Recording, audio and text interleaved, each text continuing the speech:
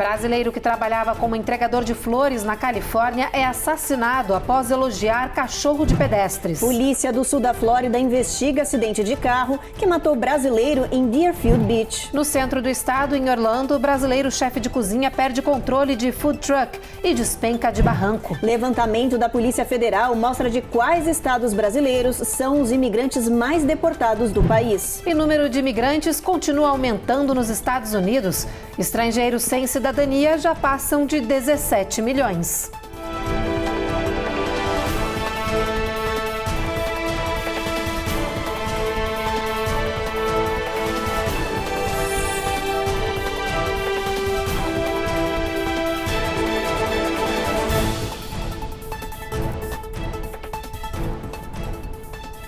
Olá, boa noite. Muito boa noite. A edição de hoje começa com a notícia de uma tragédia na nossa comunidade brasileira. Um rapaz de 27 anos foi brutalmente assassinado a sangue frio na Califórnia por causa de um cachorro. Ele parou para elogiar o animal, mas o casal dono do cão não gostou. Houve aí um desentendimento e o brasileiro foi executado no meio da rua. A Eloá Urazen teve acesso às imagens do crime inacreditável.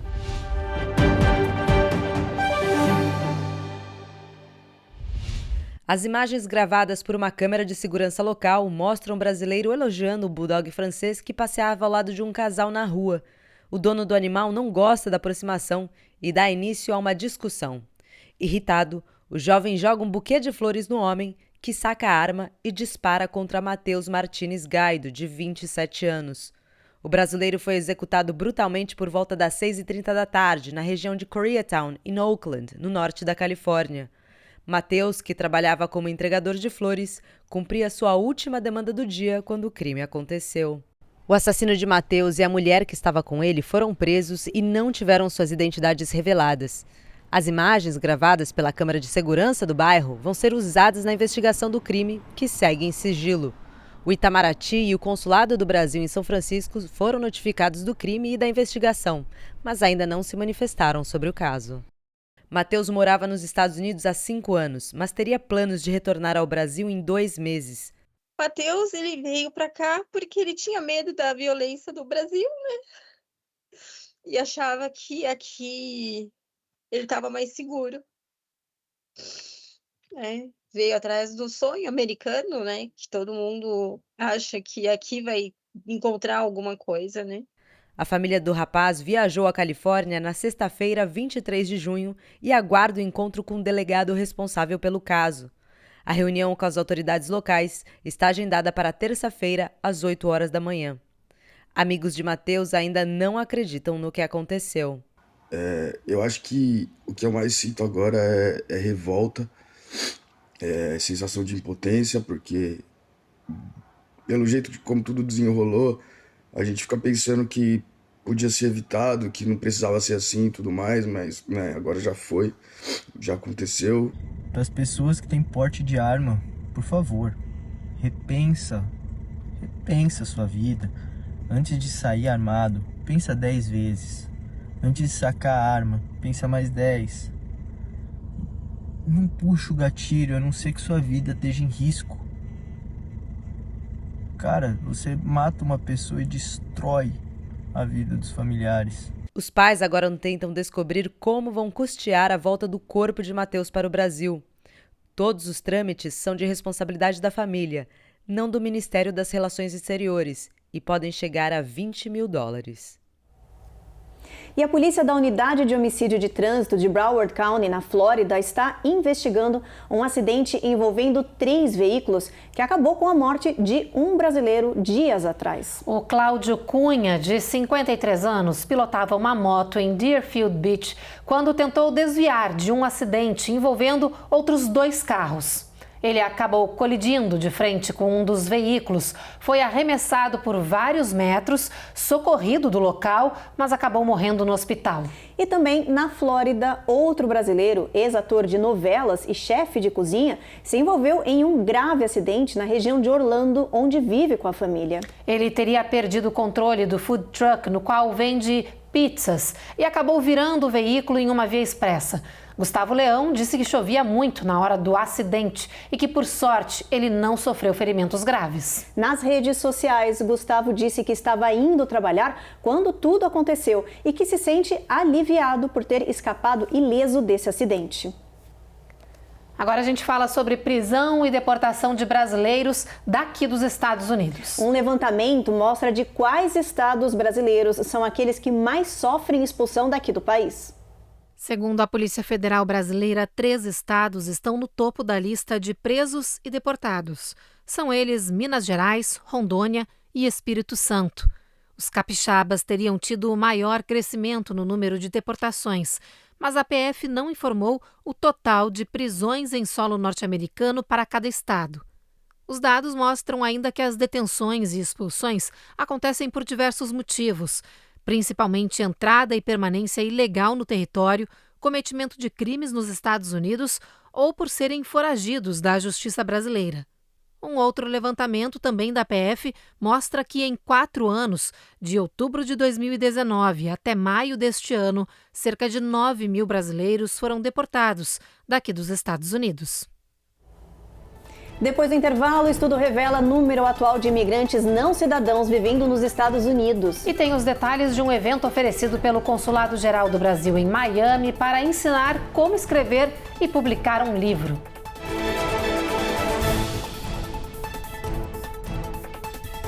Américas no Ar. Oferecimento Rejub Chef.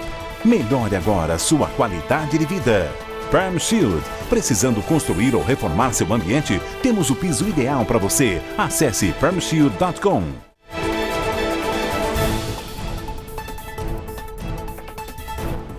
Um estudo apontou que os Estados Unidos possuem hoje cerca de 17 milhões de imigrantes não cidadãos vivendo aqui no país. Esse levantamento foi realizado pela Federação para a Reforma da Imigração Norte-Americana.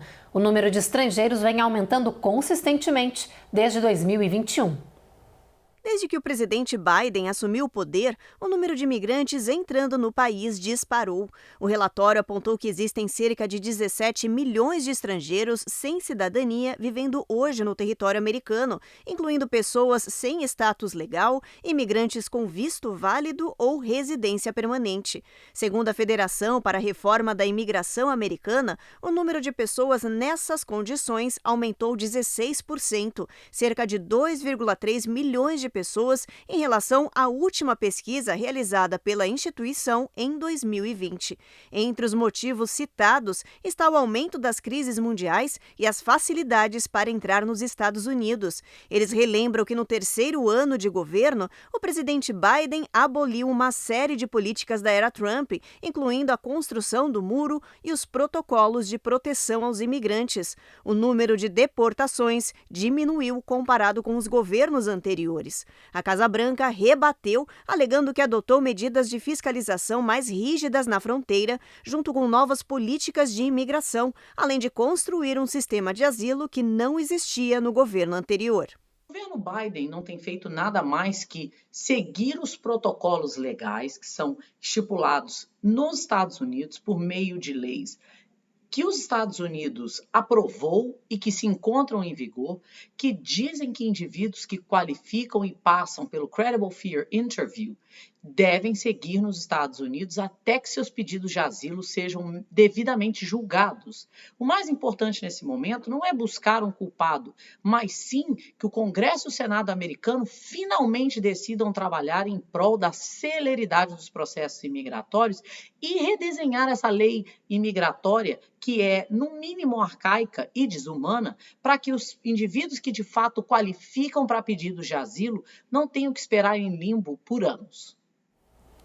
Agora, atenção, comunidade brasileira. Em julho, o Consulado Geral do Brasil em Miami vai realizar um evento para quem sonha em publicar um livro. As aulas serão gratuitas e vão ensinar como escrever e vender a história. A Coni Rocha tem mais informações sobre esse curso, que pode ser feito online ou de forma presencial.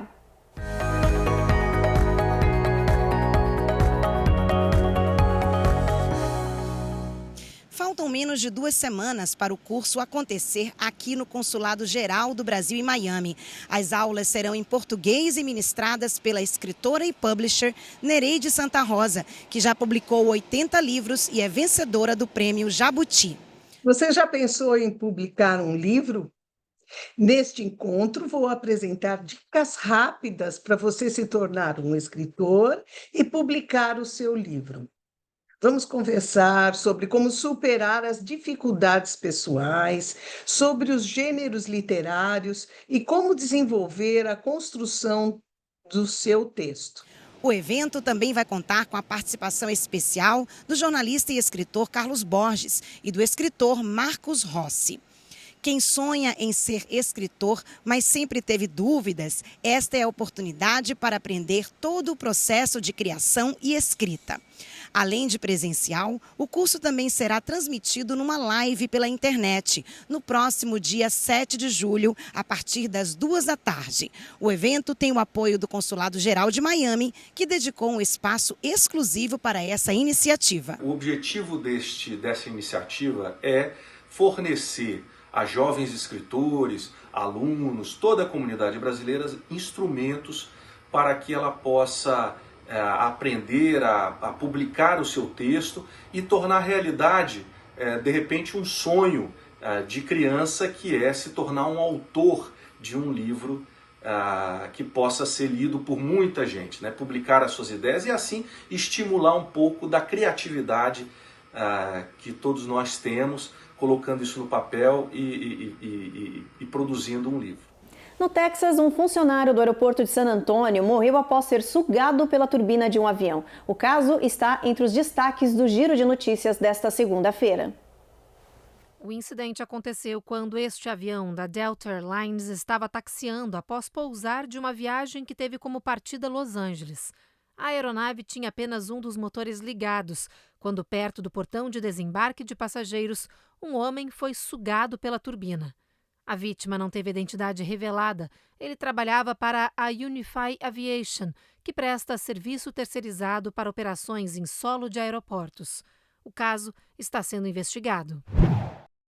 Também em San Antônio, no Texas, 3 policiais enfrentam acusações de assassinato por matar a tiros uma mulher dentro de seu apartamento. Os oficiais foram chamados para checar a denúncia de que uma mulher estava cortando os fios do sistema de alarme de incêndios do prédio. Eles checavam cada apartamento e no de Melissa Pérez tudo aconteceu. Ela teria se recusado a sair e jogou um castiçal contra a porta. Foi quando os oficiais atiraram repetidas vezes. Uma investigação mostrou que Melissa estava tendo uma crise de saúde mental na hora que foi atacada. O chefe de polícia criticou a ação despreparada dos agentes. Em Ohio, um jovem funcionário de uma mercearia estava empilhando frutas quando de repente foi atropelado. A polícia diz que uma motorista de 83 anos perdeu o controle do carro ao tentar estacionar e acabou arremessando o jovem de 19 anos. O carro só parou quando encostou na coluna de concreto dentro da loja. A motorista não se feriu. O jovem atropelado foi levado para o hospital e, por sorte, passa bem. Agora, flagrantes animais. Na Flórida, durante um passeio pelo Parque Nacional de Everglades, um pescador quis gravar um vídeo mostrando que era capaz de tocar em um tubarão. Mas ao fazer isso, acabou mordido e puxado com força para a água. Por sorte, ele foi resgatado e passa bem. Na Carolina do Sul, outro susto, mas dessa vez com um jacaré. Em Hilton Head Island, um pescador vê o réptil se aproximando. Se afasta devagar e, de repente, o animal avança sobre ele. Quem via a cena se assustou. O homem parou um pouco mais adiante e, quando o jacaré voltou para a água, decidiu que era hora de ir embora. Depois do intervalo, tem os detalhes de um novo remédio que reduz em quase zero a reincidência de câncer de mama. E atenção, alguns casais na Carolina do Norte que pensam que se divorciaram podem tecnicamente ainda estar casados por um erro no sistema.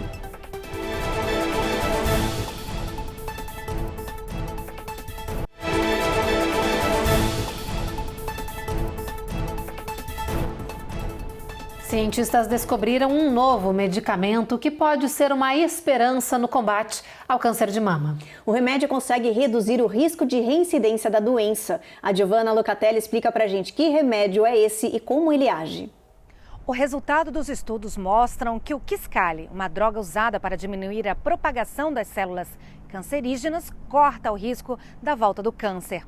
O teste padrão ouro foi realizado com droga Novartis em um grupo de 4.000 pacientes com câncer de mama em estágio inicial.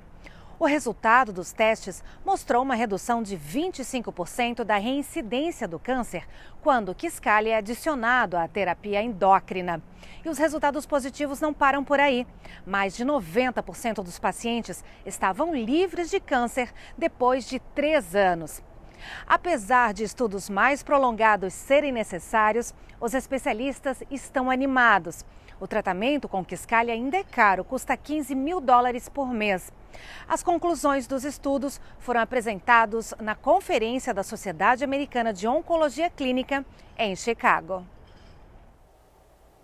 Agora, olha só essa notícia. Vários casais que preencheram o processo de divórcio online tiveram uma surpresa na Carolina do Norte. Eles descobriram que ainda estavam legalmente casados, mais de 1 mês depois de preencher e finalizar a papelada.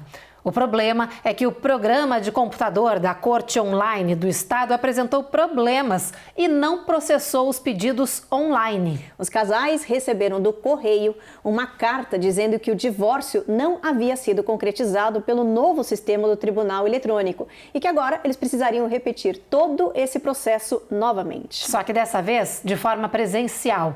O Estado só descobriu o problema depois de acumular dezenas de falhas de divórcios eletrônicos. Agora, eles estão correndo contra o tempo para resolver o problema, que pode ter afetado declaração de imposto de renda, empréstimos e solicitação de benefícios do governo para cada divorciado. E Connecticut se tornou o 9º estado norte-americano a proibir o casamento de menores de idade com pessoas adultas. A nova lei entra oficialmente em vigor no dia 1º de julho. 41 estados do país ainda permitem essa união de forma ilegal. A vice-governadora do estado assinou a nova lei sob aplausos da equipe política. A partir do dia 1º de julho, fica oficialmente proibido fornecer uma licença de casamento infantil em Connecticut. Desde 2017, a lei estadual tinha brechas que permitiam que juízes emitissem autorizações para menores de 18 anos casarem, mesmo contra a vontade deles. Connecticut é o 9º estado a proibir a união infantil no país. Apesar da vitória, ainda existem 41 estados norte-americanos que autorizam essa prática. A ONG Unchained at Last disse que mais de 300.000 crianças se casaram nos Estados Unidos entre os anos de 2000 e 2018, a maioria meninas com homens muito mais velhos. Depois do intervalo, o professor brasileiro ganha reconhecimento internacional por seus trabalhos em astronomia e tem asteroide batizado com seu nome. E tem os detalhes dos devastadores tornados que atingiram Indiana, deixando muita destruição e pelo menos uma pessoa morta.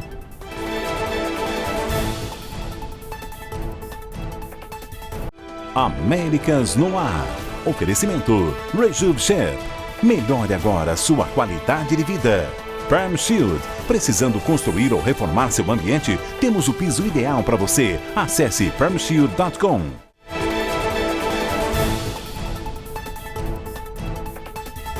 Um professor brasileiro de astronomia ganhou um reconhecimento internacional pelos esforços e trabalhos dedicados a essa ciência. Ele teve o nome dele batizado em um asteroide pela União Astronômica Internacional. Isso foi durante a conferência dos cientistas que aconteceu aqui no estado do Arizona.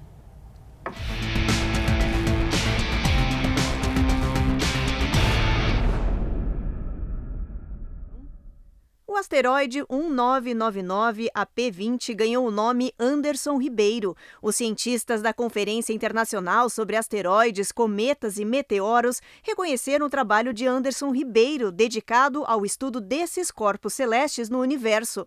Ele é professor no Centro Universitário Geraldo de Biasi, no Rio de Janeiro, e doutor em astronomia pelo Observatório Nacional. Esse asteroide, que agora leva o nome do brasileiro, está orbitando no sistema solar entre Marte e Júpiter, em uma região conhecida como Cinturão Principal de Asteroides, a mais de 320 milhões de quilômetros do Sol. Bastante surpresa e alegria, né, de receber essa notícia e saber que a partir de agora vai ter um asteroide que está orbitando o Sol e que recebe o meu nome. 31412 Anderson Ribeiro.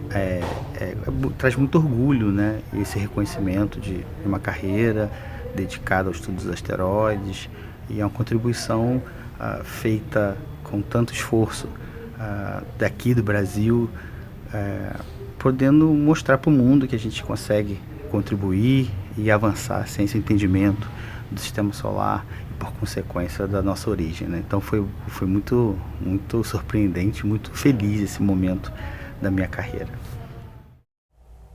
Agora a gente fala de clima. Tornados devastadores atingiram partes de Indiana, Tennessee e outros estados no domingo. Centenas de casas foram destruídas e pelo menos uma pessoa morreu. A vítima, um homem de 55 anos, estava em casa quando um dos tornados levou boa parte da moradia dele. Muitas pessoas registraram esses momentos assustadores. Os danos provocados deixaram mais de 120 mil residências sem energia elétrica. As autoridades mantêm os alertas para mais tornados nesta segunda-feira e madrugada de terça também. Os locais ainda em ameaça são os condados de Monroe, Davis e Martin, tudo isso lá em Indiana.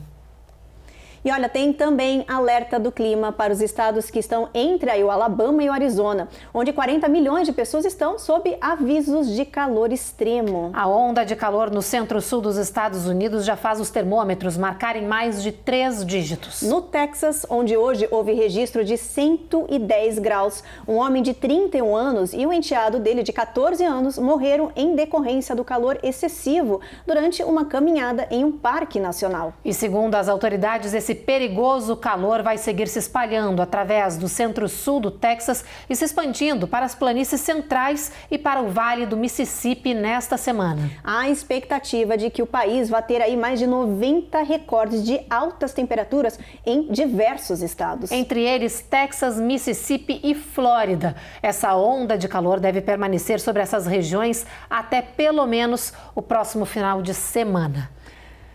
Puxado. A gente até respira fundo aqui. Inclusive aqui na Flórida já está bastante quente, né, Ruth? Muito quente. Olha, eu tenho que lembrar aí para vocês bastante alerta nessas regiões e tomar muita água. Essas ondas de calor são mortais, gente. Tem que só tomar cuidado, evitar ficar na rua, beber muita água, se proteger. Não sair, não fazer essas caminhadas aí em horários de pico de sol forte, né? Perigosíssimo. Vamos continuar então falando de clima? Vamos dar uma olhada no mapa, Ruth? Previsão do tempo para o restante do país ao longo dessa terça-feira, pessoal. Olha só, previsão de muita tempestade nessa região de Boston, New York e também Washington. Essa tempestade segue para Charlotte, mas o sol começa a aparecer. Você vê que em Atlanta nem chove, máxima bate 90 graus. Tem previsão de sol entre nuvens com pancadas de chuva ao longo do dia em toda a região da Flórida e também em New Orleans. Em Houston, olha, sol entre nuvens, máxima de 102 graus, aí calor de 3 dígitos. San Antônio, o sol continua entre nuvens, mas calor de 99, mínima de 77. El Paso, olha só, gente, brilha o sol forte o dia inteiro, 108 graus. Albuquerque, tempo encoberto, mínima de 68 graus. Phoenix, 108 graus também, muita alerta nessa região, bastante água, gente. Los Angeles, costa da Califórnia, sol entre nuvens, mínima de 59. São Francisco também, tempo encoberto, mínima de 55, máxima de 65. Olha, Las Vegas, sol forte de novo, né, Evelyn? Máxima de 100 graus, bastante 3 dígitos em toda essa região, né? Isso aí, muito calor. Bom, gente, agora vamos mudar de assunto, porque antes de encerrar o Américas no Ar dessa segunda-feira, a gente mostra para vocês como foi o final de semana agitado em Gloucester, lá no estado de Massachusetts. Milhares de pessoas marcaram presença em uma festa de rua, principalmente para ver de perto uma tradição que começou no estado em 1931. Um após o outro, correndo em um poste telefônico de 12 pés, besuntado de óleo. Claro que chegar ao final é bem difícil. Entre dezenas de concorrentes, só este conseguiu agarrar a bandeira e com estilo. O vencedor do concurso de Greasy Pole caiu nos braços da torcida. Colin Sweet conta que cresceu acompanhando de perto a tradição da cidade. Viu o irmão ser campeão 3 vezes. e está feliz de ser o vencedor hoje, aos 27 anos. I grew up here watching it for my whole life, so it's a dream come true. Jake perdeu neste ano, mas ele mostra orgulhoso sua foto no Mural dos Campeões. Já subiu no pódio em 2 anos diferentes. It's like having the whole entire town recognize who you really are, you know? You get put into the greasy pole history. It's something that's life-changing for you. Paul, de 62 anos, também já venceu quando era mais jovem. Neste final de semana, ele foi a pessoa mais velha a participar da brincadeira. Pole looks different when you're 20. You can't have any fear. If you have any fear, that's it. You're done. Definitivamente o tronco parece diferente quando você está nos seus 20 anos, brinca o veterano. Há 92 anos, o Greasy Pole é a principal atração do St. Peter's Fiesta, em Massachusetts, que promove um final de semana de muita diversão no começo do verão, principalmente para quem vence a competição mais tradicional da região, que cai nas graças do povo como um verdadeiro herói. Tá aí, Ruth, um herói do povo inusitado. Correu lá no poste, pulou, saltou, pegou a bandeira no pulo, né? Mas pegou. Pegou, isso que importa, porque o resto foi um fracasso. Pois é, mas é legal, né, gente? Uma tradição tão antiga, mais de 90 anos. Legal que a cidade toda se une, fica todo mundo lá torcendo. Muito divertido, a gente parou para assistir, a gente começou a dar risada. É bem gostosa essa tradição mesmo, muito boa. Bom, gente, então agora a gente encerra finalmente o Jornal Américas no ar, depois de todas essas reportagens, terminando assim de uma forma mais leve a segunda-feira, e a gente volta a se encontrar de novo amanhã. Você fica agora com mais um capítulo da 7ª temporada da série Reis. Boa noite. Boa noite, pessoal.